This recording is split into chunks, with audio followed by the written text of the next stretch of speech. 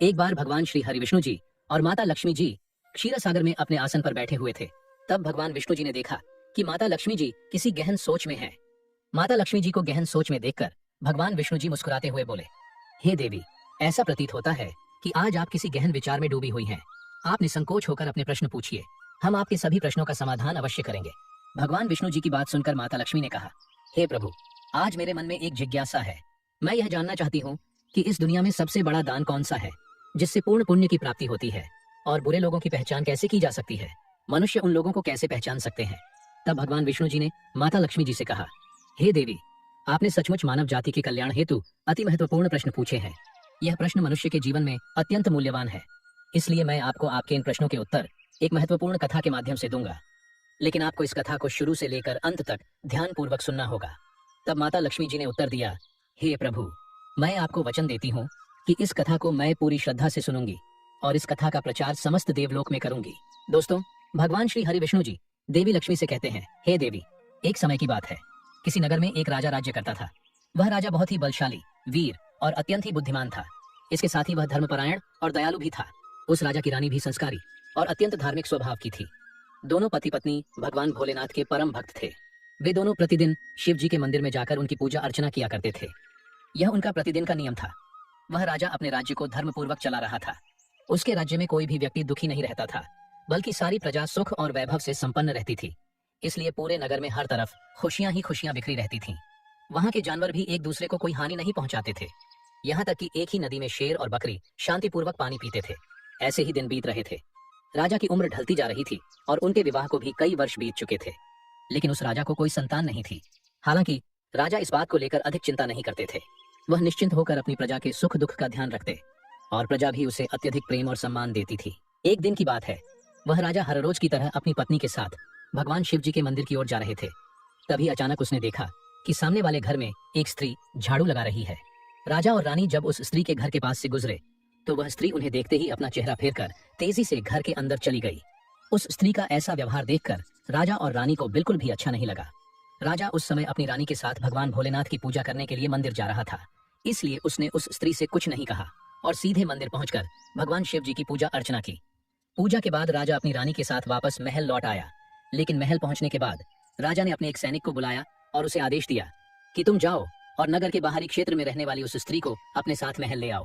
ध्यान रखना, तुम उसे कुछ भी मत बताना कि क्यों बुलाया गया है, बस उसे तुम हमारे पास ले आओ। भगवान विष्णु जी कथा सुनाते हुए आगे कहते हैं, हे देवी, राजा का आदेश पाते ही वह सैनिक तुरंत ही उस महिला के घर पहुंचता है। उस समय महिला का पति भी घर पर नहीं था। फिर वह सैनिक उस स्त्री के घर के दरवाजे को खटखटाने लगता है और कुछ देर बाद वह महिला अपने घर का दरवाजा खोलती है। सामने राजा का सैनिक खड़ा देखकर वह महिला हैरान होती है और पूछती है, क्या हुआ, आप मेरे घर पर क्यों आए हैं? उस महिला की बात सुनकर राजा का वह सैनिक उससे कहता है, चलो मेरे साथ, महाराज ने तुम्हें राजमहल में बुलाया है, उन्हें आपसे कुछ बात पूछनी है।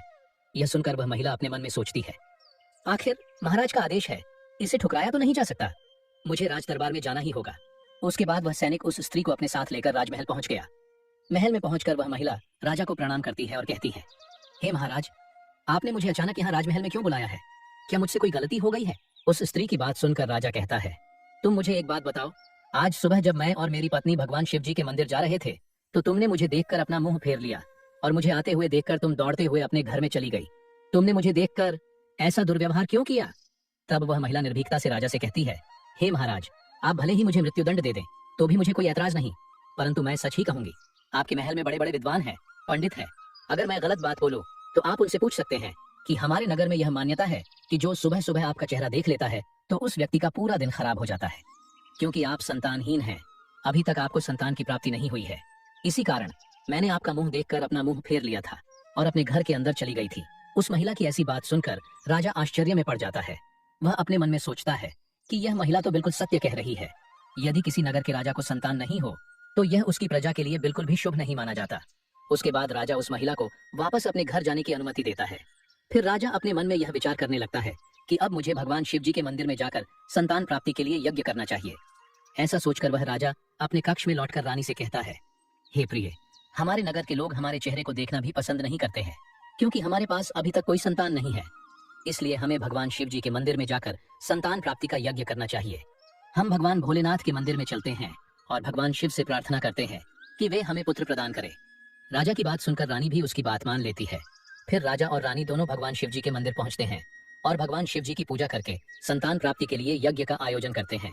भगवान विष्णु जी कथा सुनाते हुए आगे कहते हैं, हे देवी, पुत्र प्राप्ति के लिए राजा और रानी ने यज्ञ का आयोजन किया, लेकिन यज्ञ संपन्न होने के बाद भी उन्हें संतान की प्राप्ति नहीं हुई। यज्ञ के निष्फल होने से राजा अत्यंत निराश हो गया। यज्ञ का आयोजन करने वाले पंडित जी भी सोच में पड़ गए। पंडित जी ने मन ही मन सोचा, अब तक जितने भी यज्ञ मैंने किए हैं उनमें से कोई भी यज्ञ आज तक विफल नहीं हुआ है। इसका अर्थ यह है कि शायद इस राजा के भाग्य में ही खोट है और ऐसा प्रतीत होता है कि ईश्वर ने इस राजा के भाग्य में संतान का योग नहीं लिखा है। इसलिए संतान प्राप्ति का यज्ञ करने के बाद भी उसे संतान की प्राप्ति नहीं हुई। राजा हर संभव प्रयास करके थक चुका था और अब वह गहरे निराशा में डूबा रहता था। वह दिन रात संतान की कमी के बारे में सोचता और चिंता में खोया रहता था। एक दिन सिंहासन पर बैठे बैठे राजा को अचानक एक बात याद आती है कि दूसरे नगर के वन में एक महात्मा जी निवास करते हैं जिनकी ख्याति दूर दूर तक फैली है। राजा के मन में विचार आता है कि शायद उन महात्मा के पास मेरे इस कष्ट का कोई समाधान हो। अगर मैं उनके पास जाऊं तो संभवतः वे मुझे पुत्र प्राप्ति का कोई उपाय बता सकें। मुझे उनके पास जाना चाहिए। अपने मन में यह निर्णय लेकर राजा तुरंत अपनी रानी के पास जाता है और उससे कहता है, हे प्रिय, दूसरे नगर के वन में एक महान तपस्वी और ज्ञानी महात्मा जी रहते हैं। मुझे लगता है कि हमें उनके पास जाना चाहिए। हो सकता है कि वे हमें पुत्र प्राप्ति का कोई मार्ग सुझा दें। फिर रानी भी राजा की इस बात से सहमत हो गई। रानी ने कहा, हे स्वामी, आपकी बात बिल्कुल सही है, हमें महात्मा जी से अवश्य मिलना चाहिए। रानी की सहमति पाकर राजा और रानी दोनों ने एक रथ में बैठकर महात्मा जी के दर्शन के लिए दूसरे वन की ओर प्रस्थान किया। कुछ समय के बाद वे दोनों वन में पहुंच गए।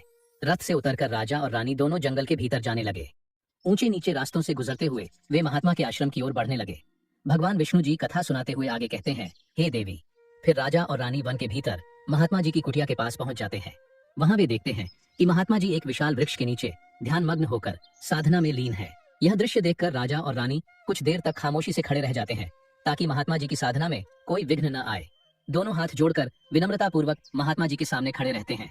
कुछ समय बाद महात्मा जी अपनी साधना से बाहर आते हैं और अपनी आंखें खोलते हैं। तब वे देखते हैं कि राजा और रानी उनके सामने अपने दोनों हाथों को जोड़कर खड़े हुए हैं। वे महात्मा जी उस राजा को अच्छी तरह से जानते भी थे, इसलिए वे राजा को देखते ही पहचान लेते हैं और राजा से मुस्कुराते हुए कहते हैं, हे राजन, आज आप यूं अचानक से हमारे पास किस प्रयोजन से पधारे हैं। तब राजा ने नम्रता से महात्मा जी को प्रणाम किया और अपनी व्यथा महात्मा जी को कह सुनाई। उसने बताया कि कैसे उन्होंने पुत्र प्राप्ति के लिए यज्ञ किया, परंतु सभी प्रयास व्यर्थ गए। यह सब सुनने के बाद महात्मा जी कुछ क्षणों के लिए मौन हो गए और अपनी आंखें बंद कर लीं। वे ध्यानस्थ होकर राजा के जीवन की घटनाओं का आंतरिक दृष्टि से अवलोकन करने लगे। कुछ समय बाद महात्मा जी ने अपनी आंखें खोली और गंभीर स्वर में बोले, राजन, मैंने आपके जीवन का एक ऐसा सत्य देखा है जिसे सुनकर आपको कष्ट हो सकता है। आपके पिछले जन्म में किए गए एक पाप का फल इस जन्म में आपके भाग्य पर भारी पड़ा है। आपने पिछले जन्म में एक ऐसा घोर पाप किया था जिसके परिणाम स्वरूप इस जीवन में आपके भाग्य में संतान प्राप्ति का योग नहीं है। इसी कारण से आपके सभी प्रयास निष्फल हो रहे हैं। भगवान विष्णु जी कथा सुनाते हुए आगे कहते हैं, हे देवी। महात्मा जी की बातें सुनकर राजा उनके चरणों में गिर पड़ा और विनती करते हुए बोला, हे महात्मन, कृपा करके आप ऐसा मत कहिए, आप ही हमारे दुख को हरने का कोई उपाय सुझाइए। राजा की यह व्याकुलता देखकर महात्मा जी ने उसे सहारा देकर अपने चरणों से उठाया और बोले, हे राजन, इतनी अधीरता आपको बिल्कुल भी शोभा नहीं देती। मैं अभी आपको आपके इस कष्ट का निवारण करने का उपाय बताता हूँ, जिसे करने के बाद आपको अवश्य ही पुत्र की प्राप्ति होगी। इतना कहकर वे महात्मा जी अपनी कुटिया के भीतर जाते हैं और थोड़ी देर के बाद हाथ में एक कटोरी में खीर लेकर बाहर आ जाते हैं। उन्होंने वो खीर राजा को देते हुए कहा, राजन, महल पहुंचकर आप और रानी साहिबा दोनों ही स्नानादि के बाद इस खीर को प्रसाद के रूप में ग्रहण करें। ऐसा करने से आपको निश्चित ही पुत्र की प्राप्ति होगी। परंतु राजन, आप मेरी एक बात याद रखना, इस पुत्र की आयु मात्र 20 वर्ष की ही होगी। जिस दिन आपके पुत्र की आयु 20 वर्ष की होगी उसी दिन उसकी मृत्यु हो जाएगी। महात्मा जी की इस बात को सुनकर राजा गहरी सोच में डूब गया। वह अपने मन में सोचने लगा, चलो 20 वर्ष के लिए ही सही, परंतु इस संतानहीनता का कलंक तो मिट जाएगा, हमें संतान का सुख तो मिलेगा। राजा ने मन ही मन इस बात को स्वीकार कर लिया और महात्मा जी से निवेदन किया, हे महात्मन, आपका आशीर्वाद और मार्गदर्शन स्वीकार है, कृपा करके हमें यह अवसर दे। महात्मा जी ने मुस्कुराते हुए राजा को आशीर्वाद दिया। राजा और रानी ने महात्मा जी को प्रणाम किया, उनकी चरण वंदना की और विनम्रता पूर्वक आभार व्यक्त किया। इसके बाद राजा और रानी अपने रथ में बैठकर महल की ओर लौट चले। इसके बाद महल पहुंचकर राजा और रानी स्नान आदि कर भगवान भोलेनाथ जी का प्रसाद मानते हुए श्रद्धा से उस खीर को ग्रहण करते हैं। उसके कुछ ही दिनों बाद रानी गर्भवती हो जाती है, जिससे रानी बहुत ही प्रसन्न हो जाती है। जब राजा ने यह शुभ समाचार सुना तो वह भी खुशी से झूम उठा। संतान प्राप्ति का यह सुखद समाचार सुनने के बाद राजा ने महात्मा जी के प्रति अपनी कृतज्ञता प्रकट करने का निश्चय किया। राजा अपने रथ में ढेर सारे फल, फूल, वस्त्र और अन्य भेंट सामग्रियां रखकर वन में महात्मा जी की कुटिया की ओर चल पड़ा। कुटिया के निकट पहुंचकर राजा ने अपने रथ को रोक दिया और विनम्र भाव से नीचे उतरकर महात्मा जी के पास पहुंचा। महात्मा जी ध्यान मग्न बैठे थे।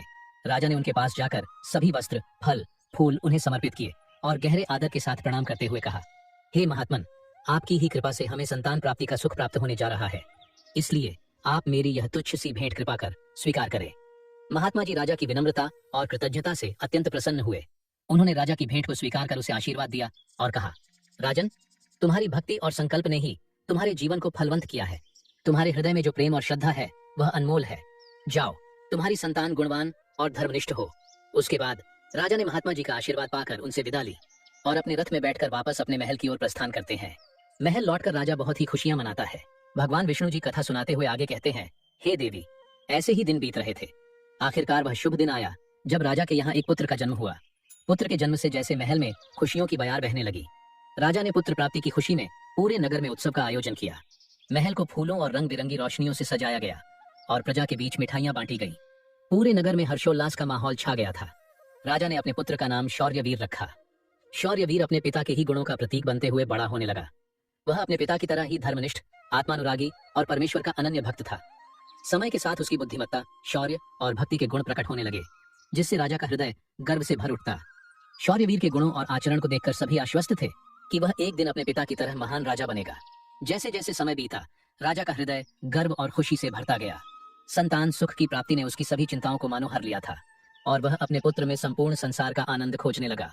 वह राजा पुत्र के प्रति अपने स्नेह में इतना डूब गया कि वह यह महत्वपूर्ण बात भी भूल बैठा कि उसके पुत्र की आयु मात्र 20 वर्ष तक की है। भगवान विष्णु जी कथा सुनाते हुए आगे कहते हैं, हे देवी, फिर एक दिन जब उस राजा को यह बात याद आती है कि उसके पुत्र शौर्यवीर की आयु मात्र 20 वर्ष की ही है, इसलिए जब राजा के पुत्र शौर्यवीर की आयु 15 वर्ष हो जाती है, तब वह राजा दिन रात पुत्र के भविष्य को लेकर व्याकुल रहने लगा। इस बीच एक अन्य नगर में एक महापराक्रमी राजा का राज्य था। उस राजा की एकमात्र पुत्री थी जो अपनी सुंदरता और दयालुता के लिए प्रसिद्ध थी। वह देखने में ऐसी लगती थी मानो स्वर्ग की अप्सरा स्वयं धरती पर उतर आई हो। वह बहुत ही दानी स्वभाव की थी, क्योंकि उसने अपने माता पिता से धर्म और संस्कारों की शिक्षा ली थी, इसलिए उसका हृदय करुणा और उदारता से भरा हुआ था। वह प्रतिदिन सुबह उठकर पक्षियों को दाना डालती और अपने द्वार पर आने वाले साधु संतों, भिक्षुओं को सदा ही आदर से भोजन कराती थी। कोई भी भूखा उसके द्वार से खाली हाथ नहीं लौटता था। ऐसे ही दिन बीत रहे थे। उस राजा की पुत्री भी अपने गुणों के साथ बड़ी हो रही थी। एक दिन जब शौर्यवीर के पिता को यह बात पता चली कि दूसरे नगर में एक धीर वीर और पराक्रमी राजा राज्य करता है, जिसकी पुत्री गुणों की खान है, साथ ही वह अत्यंत सुंदर भी है, तो राजा ने अपने मन में सोचा कि ऐसी धर्मात्मा और तेजस्वी कन्या के साथ अपने पुत्र शौर्यवीर का विवाह करना उचित रहेगा। मुझे इसी प्रकार की कन्या की तलाश थी जिसके साथ मैं अपने पुत्र का विवाह कर सकूं और हमारी वंश परंपरा को बनाए रख सकूं।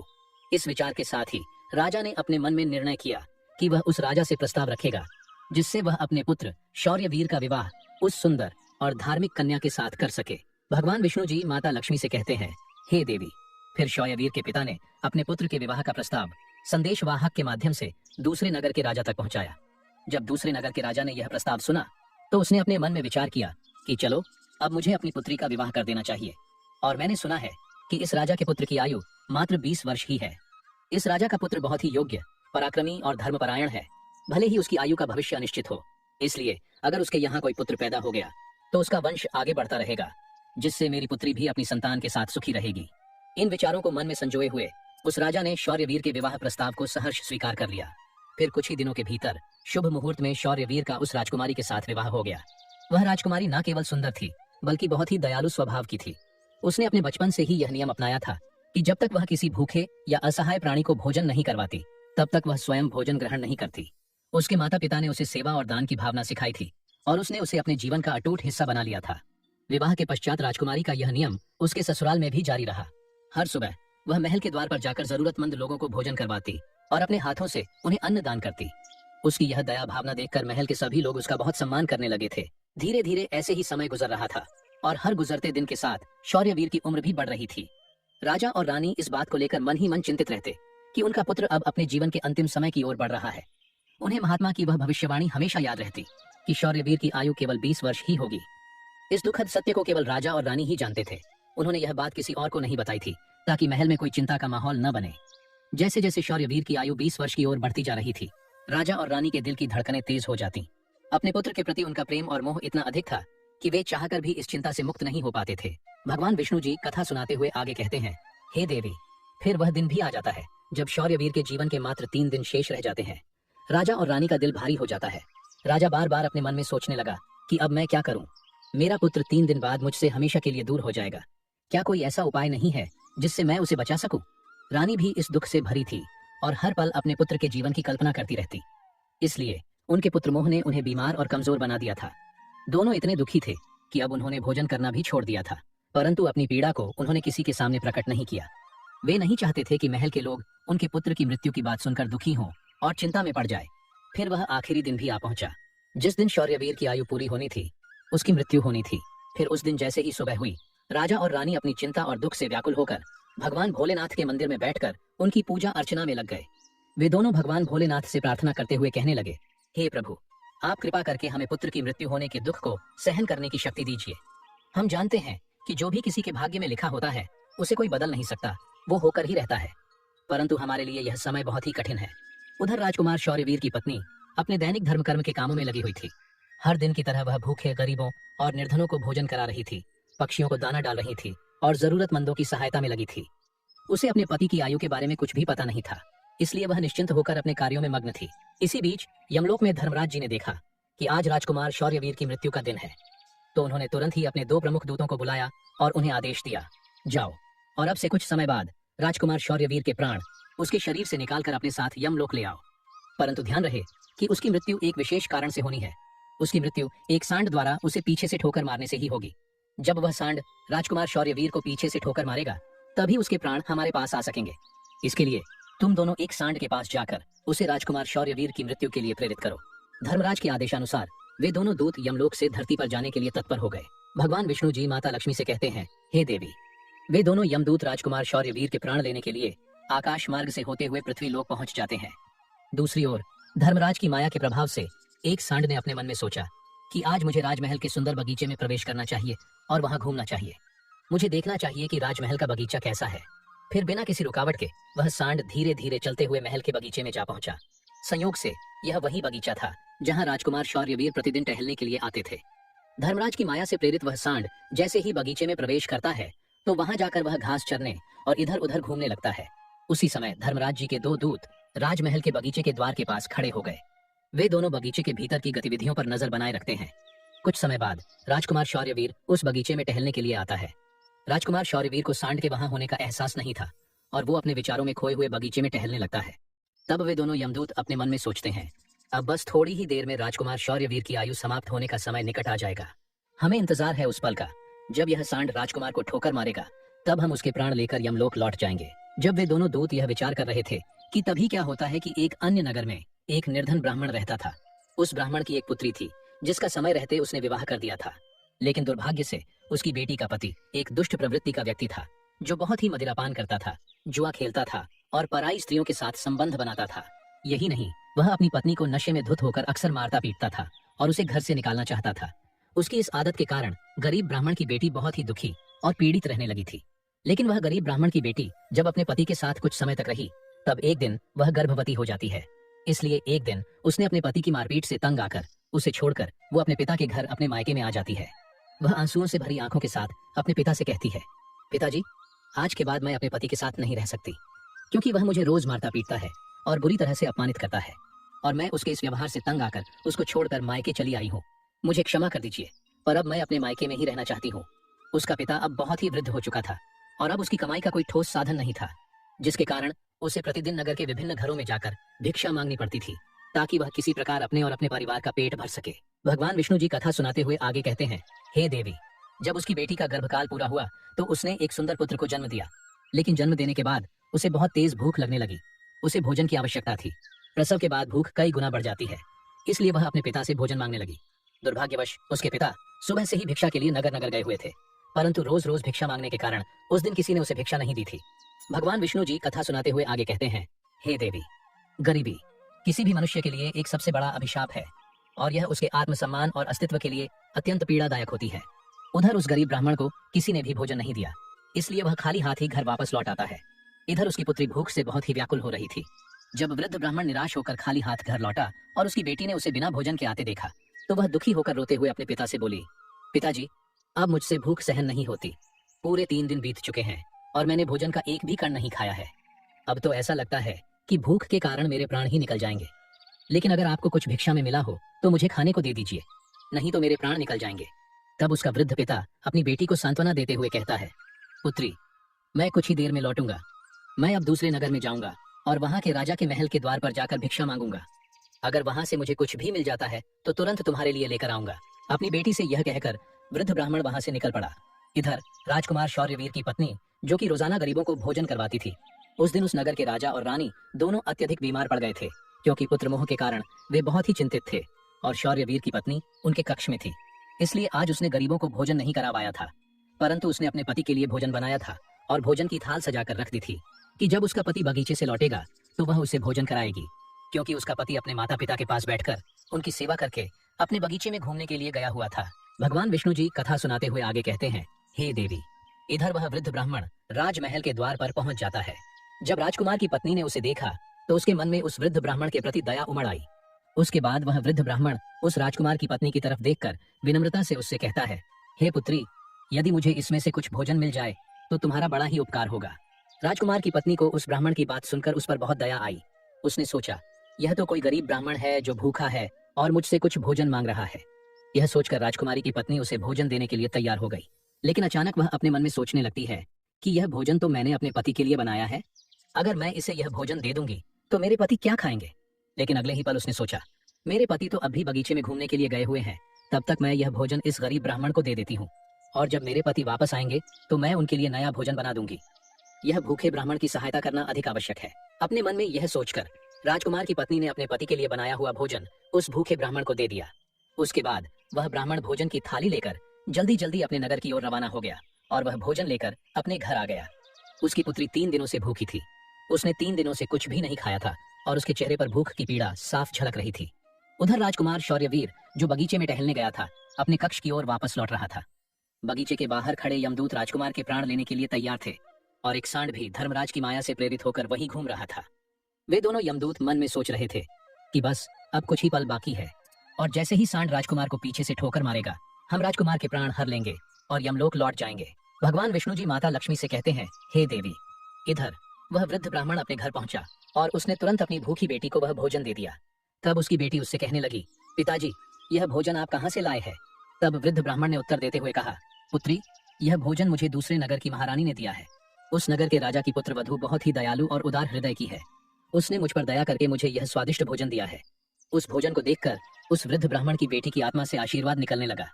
वह भगवान से प्रार्थना करने लगी कि हे भगवान, जिसने भी मेरे पिता को यह भोजन दिया है उसका सुहाग अमर रहे और वह सदा सौभाग्यवती बनी रहे।